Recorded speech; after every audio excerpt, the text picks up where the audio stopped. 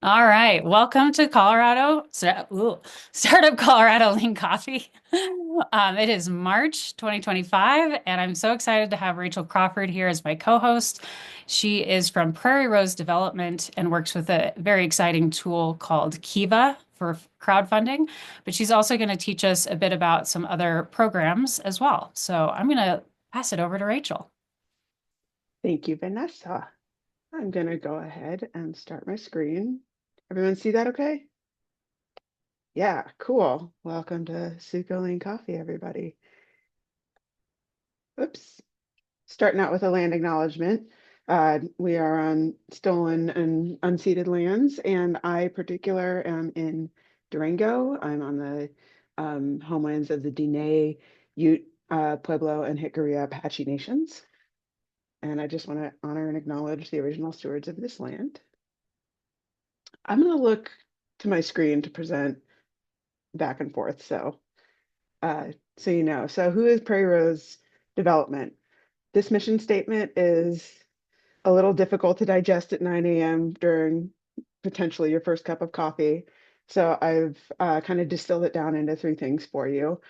We uplift community engaged entrepreneurs. We create living wage jobs. I'm sorry, we help the entrepreneurs create those living wage jobs and ensure that loan applicants and lenders understand each other. And usually that's at no cost to the applicants themselves. Here's who we are, the small and mighty crew.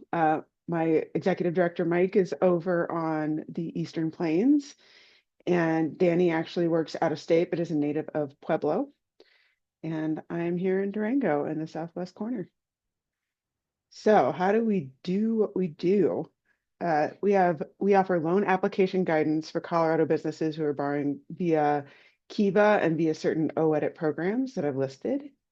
That's the Colorado Startup Loan Fund, Climber, the Community Development Block Grant Loans. I'm sorry, I left a word off, so I will modify my slide deck before I share it with anybody for final review. And then Chaffetz credit enhancements. A lot of people aren't familiar with what credit enhancements are. We'll go over them quickly. They're kind of cool. So I just wanted to kind of contextualize how business funding works overall and then where Prairie Rose fits in, because even with all those previous slides, it's still a little vague. So this overall is how I kind of thought of what the funding landscape can look like. You can go to totally reliant on your social credit and get a little bit of money from, say, friends and family or from yourself if you were to sell an asset you already have in order to fund a project that you've got going on, versus you go all the way down to credit cards who aren't worried about your social credit at all, can give you a medium amount of money. And then on the far right, we've got things like angel investment and venture capital that are like kind of equally reliant almost on social credit and on your like history, your financial history, and have a potential for a lot of money.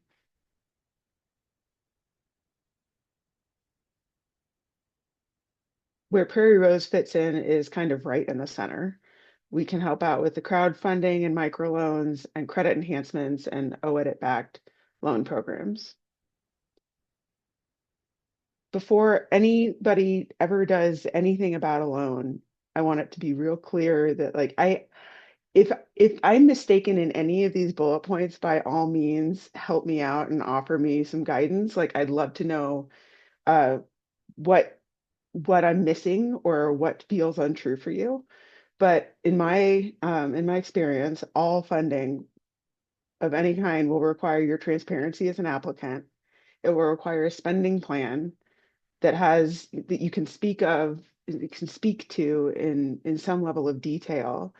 It requires you to disclose your revenues and your expenses and any other debts that you currently have, both personal and business. It requires a trusting relationship with your lending representative or your lending team. And it also requires your willingness as a borrower to revise your resource plans. So that's not just your finances, but also like just to really rethink how you're using any of your resources, your time, your humans in the business, your equipment in the business, in addition to your funding. And it requires your willingness to be okay with getting less than your original funding ask. So I want to start off with talking about the OEdit loan programs. And I want to start with this because it's by far the most dense information. So if you listen to nothing else about this, I want to encourage you to listen to this first slide and review the recording about the following three later so you can really take it in. But OEdit loan programs are state and federal loan funds that have been made available to Colorado small businesses through a curated set of lenders. And the amounts that are available range from $1,000 all the way up to $500,000. Again, this is all going to be based on the previous idea of you've got a spending plan, you've got your resource plan, you've got your history, you've got your projections, and um, and the OEdit programs offer a lower than average interest rate based on what a bank or a CDFI, a community development financial institution, might be able to offer you otherwise. To be clear, that these lending programs do come through those spaces, but these are different programs than what they just kind of like got built in-house. The three programs that I'll talk about are the Colorado Startup Loan Fund, the Climber Fund, and the Community Development Block Grant Loan. Again, that's a very misleading name. It is not a grant, it is a loan. So to know more about Colorado Startup Loan Fund, I've got the website that OEdit offers with kind of like a quick, I'd say it's like a page and a half of information. It's also pretty densely built financial terminology, but just overview, it's 1,000 to 150,000 potential lending dollars to each individual. It's meant for for-profits that are based in Colorado that primarily serve Colorado and are primarily employing in Colorado and are unable to obtain traditional financing. You got a maximum of gross revenue of 2 million and a maximum of 25 full-time equivalent employees. So potentially you don't even have, you've got 40 seasonal employees that might equal out to less than 25 full-time equivalents. That's going down a rabbit hole a little bit, but if that doesn't make sense to you, I'm happy to talk about it more in a one-on-one. And then Prairie Rose Development, I and my counterparts are here to answer your questions, to help you pair with the best fit lender for you, and to support your application process, and to help you and the lender understand one another and get everyone's questions answered clearly. Climber loan is from 10,000 to 500,000. This got born out of the pandemic, and it was recently re-upped for kind of an indefinite amount of time. So they've changed it to be more like pandemic influenced dip to you've suffered something or other in your business and you want the ability to like regain where you're going and follow your original trajectory a little bit better. So if you can show that there was a profit within at least one of the last 5 years, 1 to 99 full-time equivalent employees, and then your eligible uses are working capital and debt refinancing, and that'll be at the lender's discretion, to be perfectly clear. And then Prairie Rose Development, again, is here to answer questions, to pair you with your best fit lender for your particular situation and support the application and communication process between you and the lender. The Community Development Block Grant Business Loan has amounts up to 100K. It's location based, and the locations that are ineligible are at that website. So it basically means that everybody in rural Colorado is eligible. It's mostly the certain places along the 25 corridor that are ineligible. The idea behind this one is to make sure that it supports low and moderate income communities and make sure that will yeah, make sure that those communities will benefit from the loan expenditure in one way or another. So it's more of a conversation around who's employed at your company and where your community is physically located, um, and how that ties into the economic landscape of Colorado. You can use the money for starting a business, for expanding a business, and for stabilizing an existing business. So it's cool that this is eligible, that starting businesses are eligible for this one. That's a less common feature of loan programs.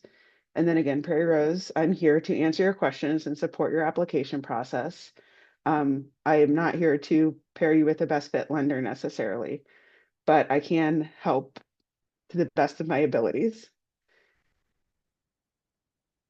Thank you for bearing with me while I read slides at you. I know that was dense. Does anybody have any questions at this point that you want to get out about any of the OEDIT programs? And Vanessa, if you could unmute anybody whose hand is raised because I can't see. I don't see anyone right now. Okay. I'm curious if there are any questions in the room, but we'll keep going for now. Yeah, sure. Okay. Bit of a brain break to stare at this beautiful lake up in San Juan National Forest. It's Island Lake. It's not too far from me. And I'm pretty jealous of the guy fishing right now. It looks stunning. That's a really nice brain break. Yeah. The next one I wanted to talk about was credit enhancements. Credit enhancements is a very short section, so uh, it's a really cool program. These are not direct lending programs. They're programs that lower the risk for the lender, taking you on as a potentially high risk borrower. And this is enabled by OEDIT and CHAFA in partnership. It offers the small business ecosystem an opportunity to uplift together. And they act as your fairy co-signing godmother. I was trying to think of a more professional way of putting it.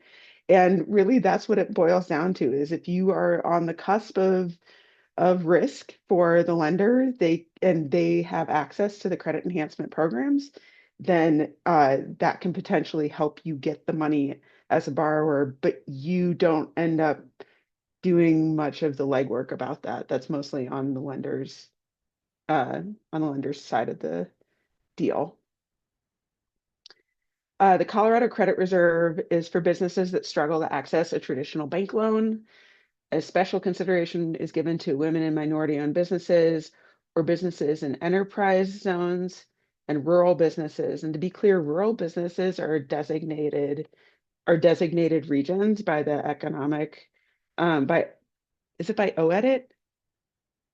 Somebody help me out here. I know Vanessa, Rosie, I know you guys both know. I just am blanking right now.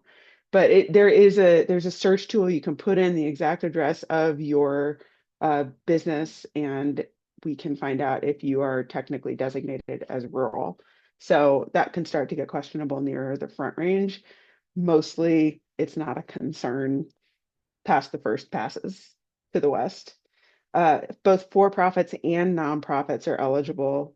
And again, as Prairie Rose Development, I and my counterparts are here to answer your questions and put you with a best fit lender. The cash collateral support is for businesses who cannot meet collateral requirements, and they demonstrate a very strong potential for repayment. Also, for-profits and nonprofits are both eligible. Totally cool. And the emphasis for this one is on employee ownership. So if you're attempting to transition into employee ownership or your business is already employee owned, then you're a great candidate for the cash collateral support program. Again, here to answer questions, put you together with a lender that would fit you best. And yeah, here's some examples of so I haven't helped these next two folks directly, but I did get from Chaffa and OEdit that these folks have been successful. Ponderosa Pet Mobile Vet understand that it can be challenging to travel to the veterinarian, so they bring the healthcare directly to your pet. They benefited from the Colorado or for the credit reserve, and the requirement again is that you have the 5 C's of credit and you pay a 1% fee as the borrower. So special consideration again, women and minority owned businesses, enterprise zones, rural. The cash collateral support, this was a pretty cool project. Fading West is in BV. They were founded in 2016 and they were able to expand their manufacturing significantly. And so this was also an employee ownership model. Yeah, so expanding for housing in rural Colorado, I can't speak highly enough to, and I'm sure I'm not alone. Oh, I'm sorry, up to 80K for an employee owned. So the possibilities are up to 800,000 for an employee owned business. It's 500,000 if it's not. Any questions about credit enhancements? Any insights and thoughts at this point? Is anyone in the room going after this program in particular or has done it and feels brave to talk about it?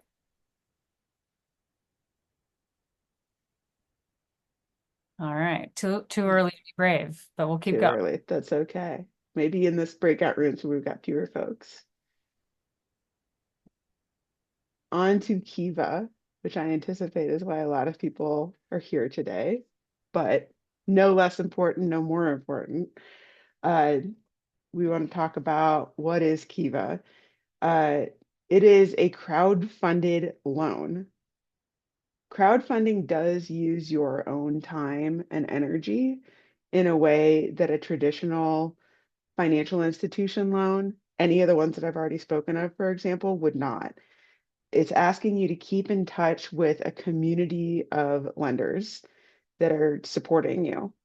And it's not necessarily a whole lot of effort beyond what you're probably doing as a business person already, but there are some more focused points at the beginning of the loan where I do recommend that you have plenty of bandwidth to put into the communication and the marketing of your crowd-funded loan. You can get amounts up to $15,000 as low as 1,000, and Kiva does not require interest. It doesn't have any interest on it for you. It doesn't have any fees. It doesn't require your credit, and it does not require your collateral. It does require your active participation in time. It does require that you have a supportive personal network, and it is conducted through a character-based underwriting and loan assessment process. The repayment terms, it'll depend on how much money you end up getting in your loan as to how long the repayment term will be, but it's between 1 to 3 years always. Monthly payments will never exceed 417 a month. That's just 15,000 divided by 36 is 417 a month. And it's possible that you can use it to build or to rebuild business credit. Um, and again, I'm here, my counterpart, Danny, is here to help you answer your questions and support your application process. CAMSTAT stands for Capital Access Manager. That's our titles, both of our titles. Who can apply? This is a QR code if you'd like to visit the details about the eligibility, but for-profits and nonprofits who have a provable revenue stream in both cases, right? Both, everybody needs to be able to repay their loan, and we need to be able to prove that. It's for businesses who are leveling up, and startups are okay. You can be going from 0 to 1. You can be going from 5 to 8. That's great. More about Kia eligibility, like I said. Yeah, the next slide, I think, yeah, what is not qualified? Idea stage companies with no plans and no solid idea about what's going where next. There are ineligible business types. Those have to do with things that are, federally illegal, multi-level marketing schemes, gig economy work, like, DoorDash or Airbnb. Those sorts of things are ineligible. They're just not something that Kiva is willing to take on right now. And again, more about the eligibility details is available at that QR code or the URL that's below. Same, same, same. What you can fund, small business costs of all types. Really, like, if it's not debt refinancing, and if it's oh, there's one other one, but I rarely get asked that question. You can't refinance debt, and uh other than that, kind of the world is your oyster. I want to point to one of our lovely Colorado rural two-time borrowers, Kelly, who's over in Steamboat, runs Batinsky, and was able to borrow for a second time this past winter to fund the her inventory for the holiday season. You could potentially also buy equipment, you could upgrade your space, working on your marketing. Really, let's talk it over. I'm here to help you build the application in a way that makes sense and kind of give you a 10,000-foot view, like thought partnership about how you're planning to go about your business and using resources for Kiva. Here's another borrower we had in Paonia during this past year. Antonio actually runs a chocolate production business out of Paonia and owns a farm in Costa Rica. And so we got Antonio money to finish building out his, also a two-time borrower, his mobile trailer. So he actually produces like processes the chocolate in like a converted trailer. So we helped him finish out converting the trailer to process the chocolate. Um, is so yeah, such neat people. I get to meet such neat people in my job. I love it.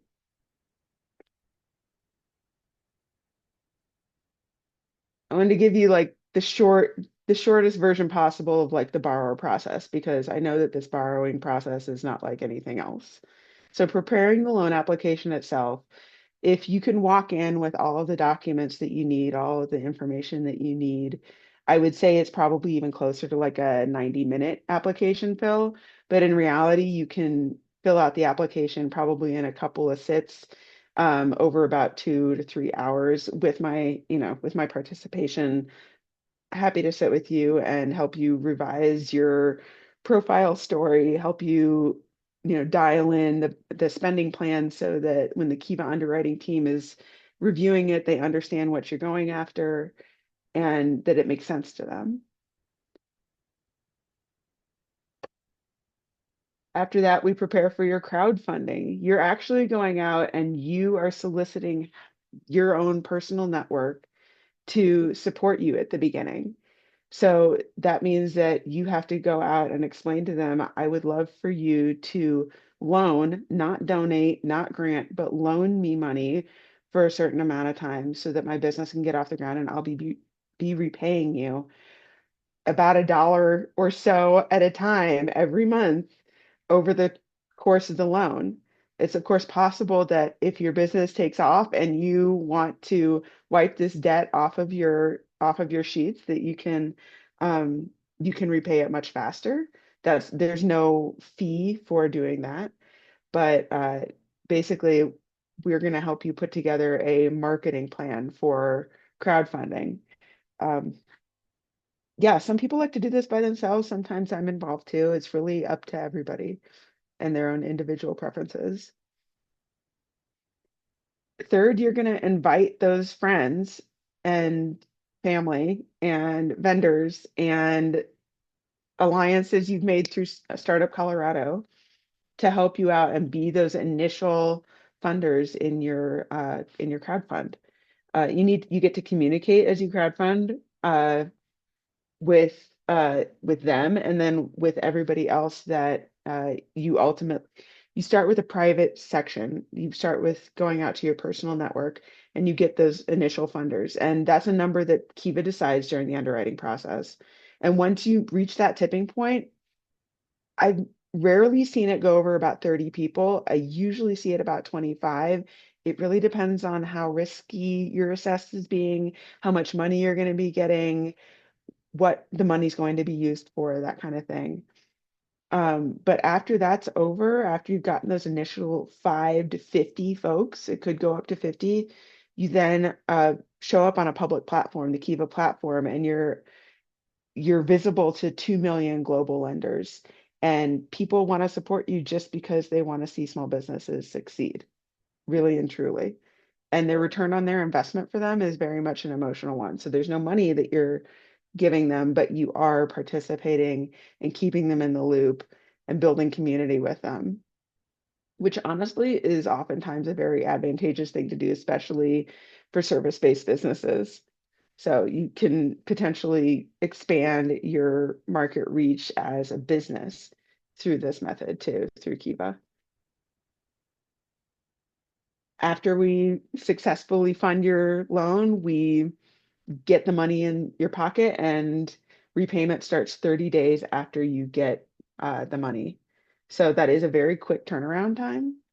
And just want to make sure that that's on folks' radar. But like you said, it's a pretty low amount at first, like it's low, right? Yeah, for some people, $400 a month is a big deal. It really is. And then for other people, no problem.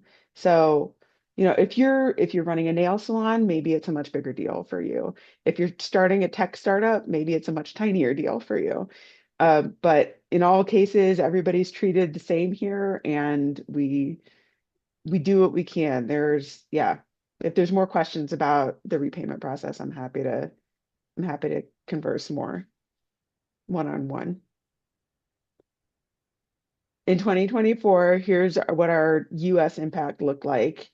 Kiva overall funded 898 loans and dispersed 78.5 million dollars to those 898 businesses. So that's pretty rad if you ask me. I'll let you read through the rest of these stats yourself. Um, you're probably sick of me reading slides to you at this point. One last brain break. Here we are again. That's the team. And if you'd like to talk to me in specific, that's how to set up an appointment on my calendar. Rachel, have you had many opportunities to use your French language skills in this job? Just a couple. I have had a Well, couple of that's conversations yeah, that's in pretty French. good. Yeah, it That's, is. I'm pretty happy with that actually. that's fantastic. Thank you so Yeah. much, Rachel. I really appreciate the presentation, and this is where we'll stop our recording.